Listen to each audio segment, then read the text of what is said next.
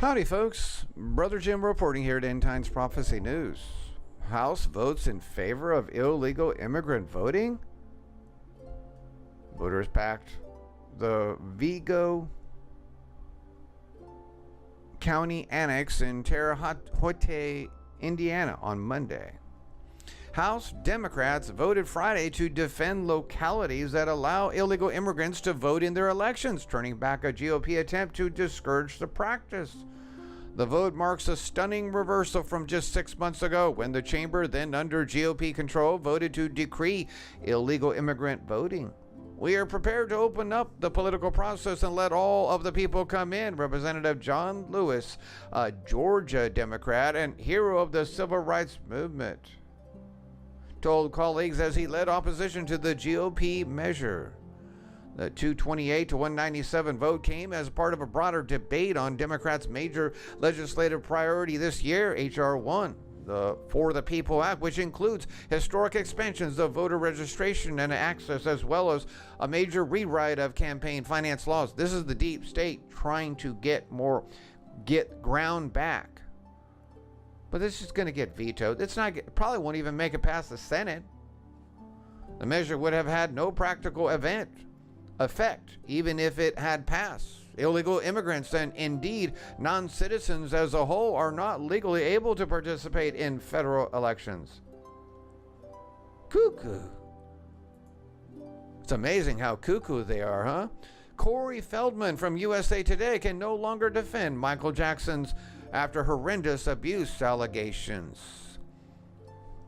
Here's a picture of Jackie Tito, a video actually, and Taj Jackson discuss upcoming HBO documentary Leaving Neverland, which features two men who claim Michael Jackson molested them as children. Corey Feldman is dramatically pulling back his support for embattled friend Michael Jackson in light of horrendous child sexual abuse allegations, even though he's passed away. The former child star, 47, told HLN on Wednesday that he can no longer speak in support of Jackson after he watched and processed Leaving Neverland, the bombshell HBO documentary that aired Sunday night. I don't want to be perceived as I'm here to defend Michael Jackson, because I can no longer do that. I can not in good consciousness defend anyone who's been accused of such horrendous crimes, Feldman said. I'm also not here to judge him, because again, he did not do those things to me, and that was not my experience. Feldman said on Twitter later that the HLN discussion was the hardest interview he had ever done. It's a different statement than Feldman had initially made watching the two-part 4-hour documentary Leaving Neverland is centered around Wade Robson, 36, and James Safechuck, 40, who tell their stories of Jackson allegedly sexually abusing them at ages 7 and 10, respectively, when they were in the singer's inner circle at the height of his fame. Hollyweird. There's plenty of stars there. The stars that follow the father of lies. The stars of this world. Satan's stars. But we are the stars of heaven. The 4 and 20 elders. That's right. Revelation chapter 1. We are the stars.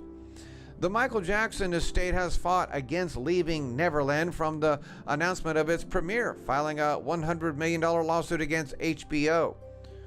Feldman had joined in the defense of Jackson too, tweeting directly after it aired, "Okay, I watched it all. No, I know is what I experienced, and yes, every experience was the same," he says, right up to the sex part. That is where it becomes La La Land instead of Neverland for me.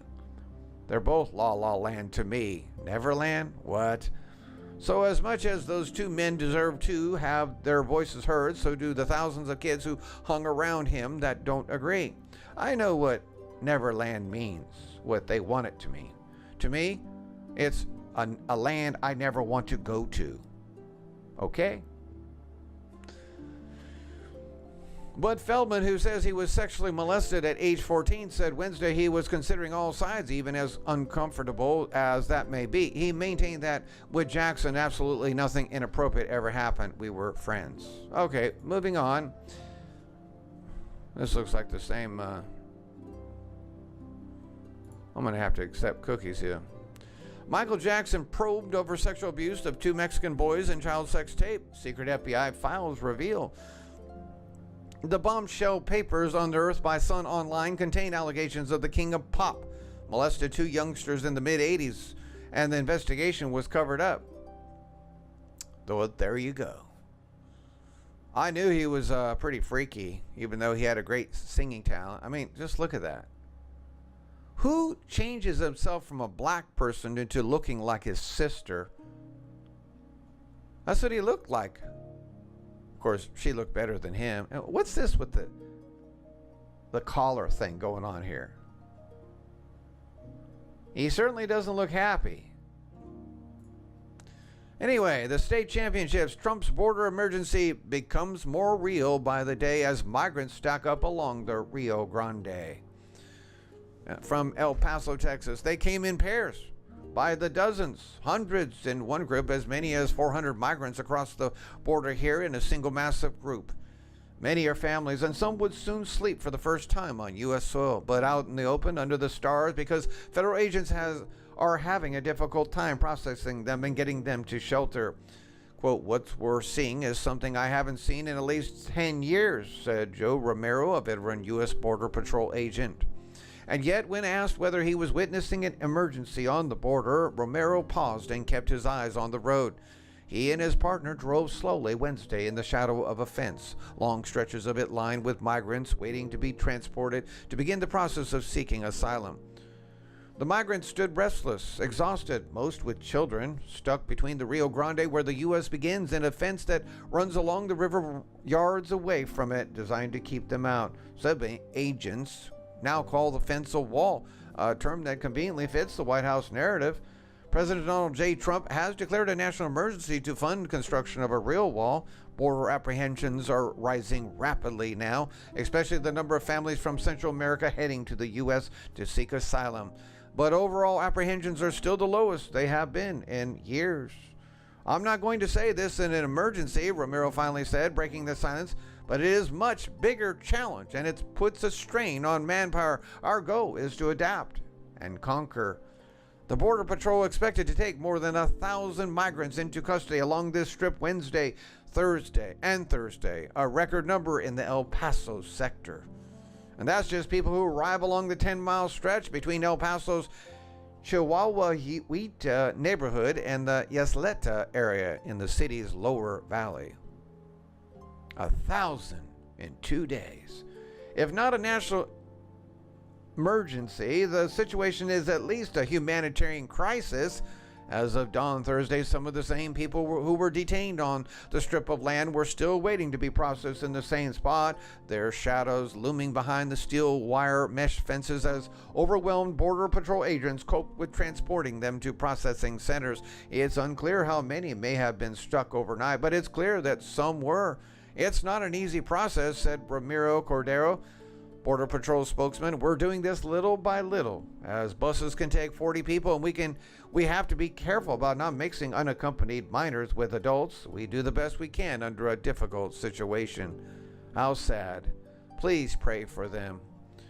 And we go to the beast. I don't want to do this, but I have to. Select your ad blocker. What? Oh. Let's see if I can get this to work. I don't know what ad blocker I have. Let's try that. Okay, here we go.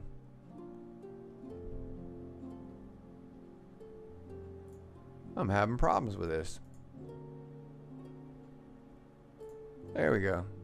ICE is detaining 50,000 people, an all-time high, from the Daily Beast. Never before has America held so many allegedly undocumented immigrants in detention at one time. For the first time in its history, the U.S. government is detaining more than 50,000 people it says are undocumented immigrants in jails and prisons around the country. According to a figure provided to Capitol Hill and made available to the Daily Beast, Immigration and Customs Enforcement has set an all-time record high, the latest in a string of broken records concerning immigrants detained, 50,049 people as of Wednesday, March 6.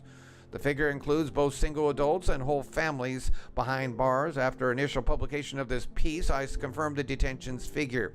It's an increase of approximately 2,000 people in the month plus since January 30th, when ICE previously told the Daily Beast was detaining 48,000, and it's just another 2,000 people shy of the 52,000 person daily detentions ICE is asking Congress to fund in its next budget. Asked what accounts for the increase, ICE spokeswoman Danielle Bennett said in a statement, ICE makes custody determinations on a case-by-case basis in accordance with the U.S. law and Department of Homeland Security DHS policy, considering the merits and factors of each case while adhering to current agency priorities, guidelines, and legal mandates. Ensuring there are sufficient beds available to meet the current demand for detention space is crucial to the success of ICE's overall mission.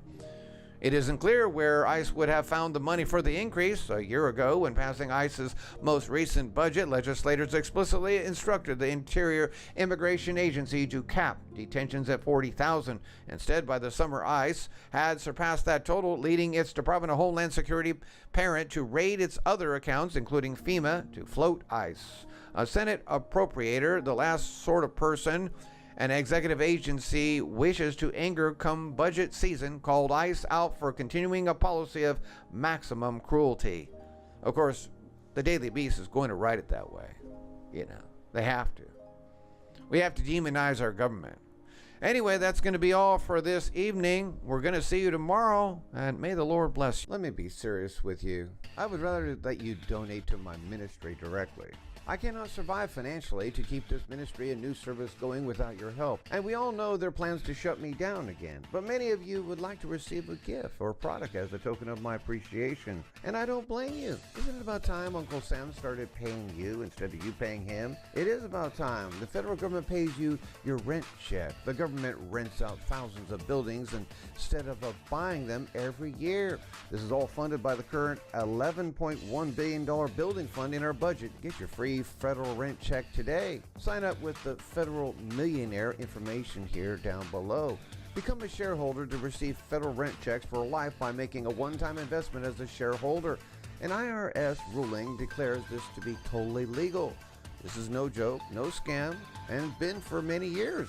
The longer your name is on the distribution list, the larger your federal rent check grows. As inflation rises along with real estate, the government pays you more every year. Starting out as little as $1,800 a month would be your rent check. Wouldn't that be nice to receive every month a rent check like that? The federal government continues to raise your income as inflation rises. This puts an end to retiring with a fixed income that leaves you going broke as you get older. This will put a major dent in those people who hate their home taxes going up every year, wouldn't it?